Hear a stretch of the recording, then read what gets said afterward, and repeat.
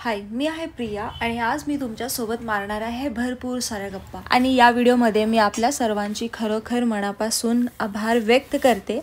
आता कारण काय आहे ते पण मी तुम्हाला सांगते आणि खास करून मी त्यांचे पण आभार व्यक्त करते ज्यांनी मला नेगेटिव्ह कमेंट केले आहे. तर माझा एक छोटा शॉर्ट व्हिडिओ होता जो मी वरण बनवायचा असा अपलोड केलेला, त्यावरती 1 मिलियनहून अधिक व्ह्यूज आले आहेत. आणि अजून एक आनंदाची बातमी आहे, ती देखील मी आपल्या सर्वांसोबत लवकरात लवकर शेअर करेल. आणि जसं आम्ही रोज संध्याकाळी जेवण करायला बसतो, मी आणि अक्षय, आणि मी जेवण वाढताना जी पण भाजी आणि जे पण वरण काही असेल ताटामध्ये असतं ते बऱ्याच जणांना खूप आवडतं आणि त्यापैकी बरेच जण मला रेसिपीसाठी आग्रह करतात आणि त्यामुळेच मी तो व्हिडिओ बनवते आणि अपलोड करत असते. तर तसंच माझी वरणाची रेसिपी सर्वांना हवी होती, तर त्यांनी कॉमेंट DM-मध्ये बऱ्याच वेळेस बरं का, आणि अक्षरशः मी जर 2 दिवस आड तर माझ्या घरी वरण असतो जेवणामध्ये भाजीसोबत. तर म्हणलं चला अपलोड करूया. तर मी ती रेसिपी अपलोड केलेली म्हणजे फेसबुक, इंस्टाग्राम आणि यूट्यूब तिन्हीवरती त्या व्हिडिओला भरभरून लाईक आणि कॉमेंट भरपूर महिन्यापूर्वीच आले होते आणि यूट्यूबवरती आत्ता त्याचे 1 मिलियन झाले. इन्स्टावरती अगोदरच झालेले आणि फेसबुकवरती पण खूप अगोदर झालेले. पण मला काय म्हणायचं आहे, या व्हिडिओवरती बऱ्याच जणांनी अशी कमेंट केली होती की वरणामध्ये काय आहे, महाराष्ट्राच्या प्रत्येक घराघरामध्ये वरण बनतो, लोक काय डोक्यावर पडलेत का, कसली पण रेसिपी मागतात, असं त्या कॉमेंटमध्ये होतं. आणि मी नाही म्हणत की ही कॉमेंट निगेटिव्ह आहे आणि मला ही कॉमेंट निगेटिव्ह वाटली असती तर मी त्यांची ID ते मेन्शन केली असती, पण त्यांनी असं निगेटिव्ह नाही म्हणलेलं. ही गोष्ट खरी आहे की महाराष्ट्रात प्रत्येकांना माहीत आहे वरण कसं बनतं, प्रत्येकांच्या घराघरामध्ये बनवलं जातं, प्रत्येक जण आपण खातो. वरण भात तर आपला एक मेन ओळख आहे महाराष्ट्राची, वरण भात. आणि लहानपासून मोठ्यापर्यंत सर्वजण आपण आवडीने खातो, बरोबर आहे. पण मला काय म्हणायचं आहे, याच वरणाला माहीत आहे की रेसिपी कशी बनवली जाते, तरी पण माझा व्हिडिओ व्ह्यू केला गेला आणि ते 1 मिलियनहून अधिक लोकांनी व्ह्यू केला आहे. जवळपास इन्स्टावरती 2 मिलियनहून अधिक त्यावरती व्ह्यूज आले आहेत. तर मी नेहमीच म्हणते ना की मी जे पण बनवते मी ते खूप टेस्टी बनवते आणि खूप टेम्पटिंग असतं आणि ते खरोखर असतं. बापरे, मलाच नजर नको लागायला. आता दुसरी गोष्ट मला ही सांगायची होती आपल्या सर्वांसोबत. फेसबुकवरती आहे ना बरेच जण, काय माहिती काय महिलांना असं काय होतं की ते म्हणजे काय त्यांना त्या व्हिडिओमध्ये वाईट असं दिसतं की एवढ्या वाईट कमेंट देतात, इतके निगेटिव्ह बोलतात. म्हणजे काही नसलं तरी पण मी काय त्यातून निगेटिव्ह अजून काढू शकते हे प्रयत्न करत असतात. आणि चांगलं बोलण्यासाठी पण आपल्याला तेच असतो.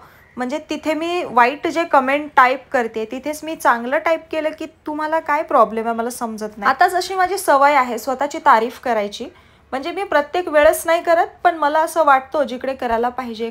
का नाही करावं, माणसाने स्वतःबद्दल गर्व अभिमान तर असायलाच हवा, नाही का? हां, तर मी आता हे का सांगते ते पण मी तुम्हाला बोलते.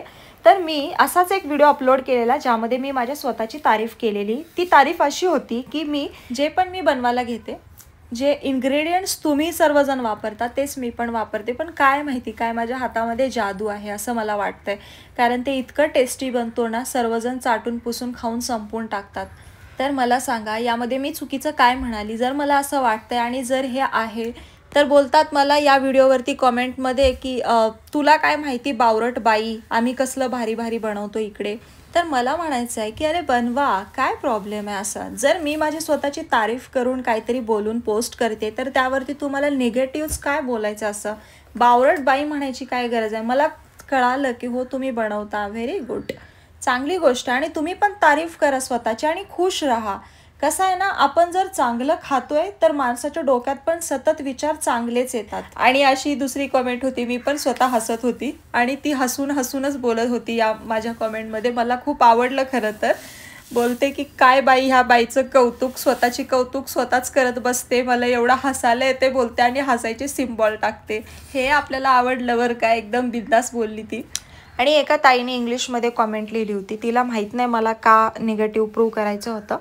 बोलते तुला काय माहिती, तू गावात राहून डाळ भात आणि ही वांगी बटाट्याशिवाय दुसरी काही खात नाही, जाऊन बघ दुसरीकडे लोक कसले भारी भारी मास्टर शेफ आहेत, केवढं भारी भारी जेवण बनवतात वगैरे वगैरे वगैरे. तर असं म्हणणाऱ्यांना काय म्हणलं पाहिजे मला सांगा? तर मला तर एवढंच म्हणावं वाटतं त्यांना की मी जिथे राहते ना, मी देवांची खरंच आभारी आहे की मला इथले पदार्थ खायला मिळतात. म्हणजे मी महाराष्ट्रात जन्माला आली याबद्दल मी खूप आभारी आहे. मी महाराष्ट्रीयन असल्याचा खूप गर्व आहे आणि मला सगळे पदार्थ इथले आरोग्यासाठी खूप हितकारक आहेत.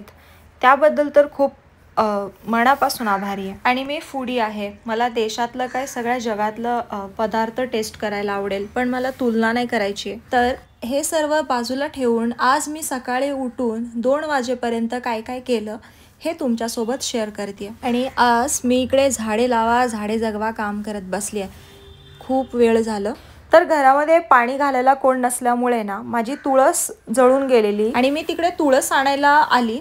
तुळस आणायच्या नादात मी परत बाकीचे पण मला शोपीसचे जे झाडं असतात ना ते पण आवडले. मग मी ते पण घेतले. तर काही रोपट्यांना खाली त्याचा कुंडा आहे आणि काही रोपट्यांना नव्हता, तर मी ती माती पण घेऊन आलेली तिकडनं आणि पूर्ण व्यवस्थित लावून घेतलं एकत्र.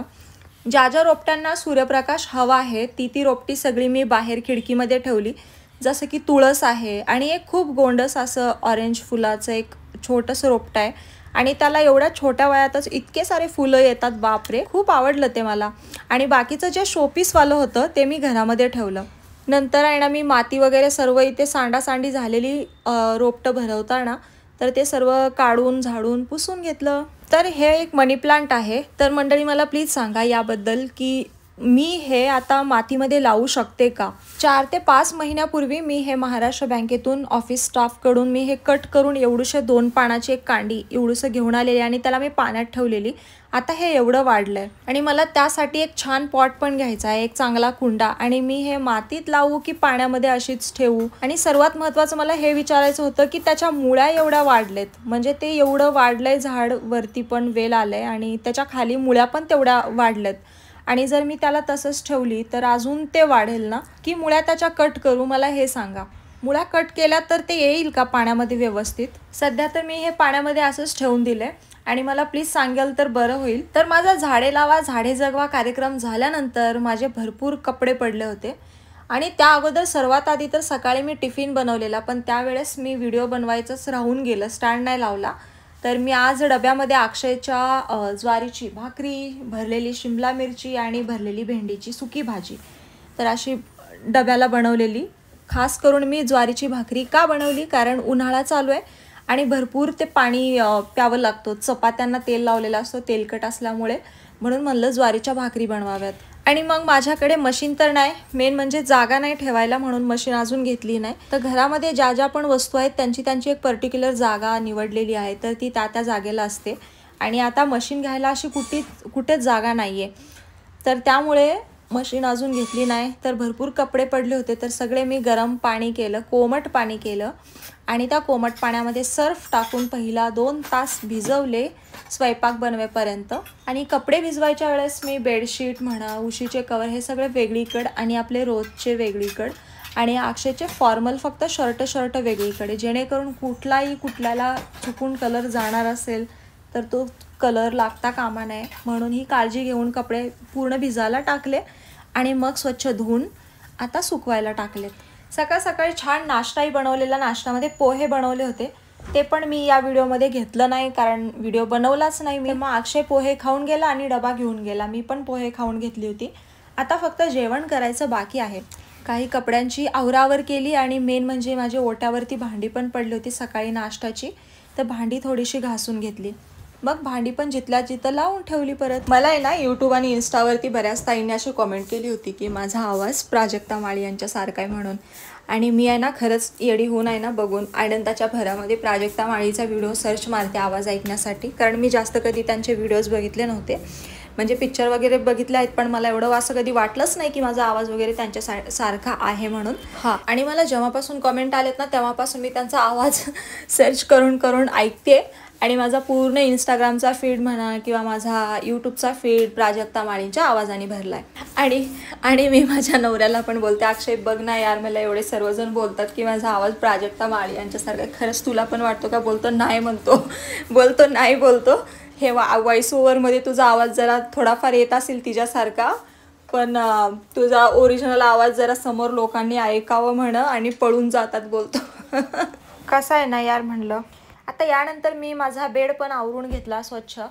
खूप दिवसानंतर मी बेडशीट चेंज केलं आहे. बापरे, खूप धुळीने माखलं होतं. एकतर हाताने कपडे धुवावे लागतात म्हणून मी खूप दिवसानंतर बेडशीट चेंज करते. आणि घरामध्ये मी कचरा काय माहिती काय इतका कचरा होतो ना, अजून लहान लेकरं पण नाही आहेत तरी एवढा कचरा. माहीत नाही आता उद्या परवा परत भविष्यात कधी लेकरं झाली तेव्हा किती कचरा होणार आहे. जाऊ दे, तेव्हा पण मला साफ करायचं आहे, काही हरकत नाही. तर मग मी सर्व साफ केलं. भूक लागली होती, मग मी खायला घेतली भाकरी आणि माझी बनवलेली शिमला भरलेली आणि भेंडीची भाजी. तर छान जेवली. आणि इकडे ॲक्च्युली मला सुस्ती चढली होती बरं का, की असं वाटत होतं मी झोपावं मस्त. पण मला आहे ना एक काम आलं होतं महत्त्वाचं. ते काम मला कंप्लीट करायचं आहे. तर हेच काम मी आता कंप्लीट करणार आहे. चला आता वेळ आहे परत भेटण्याची. भेटूयात परत. आणि आवडला असेल लाईक, कॉमेंट आणि शेअर, सबस्क्राईब करायला विसरू नका. बाय.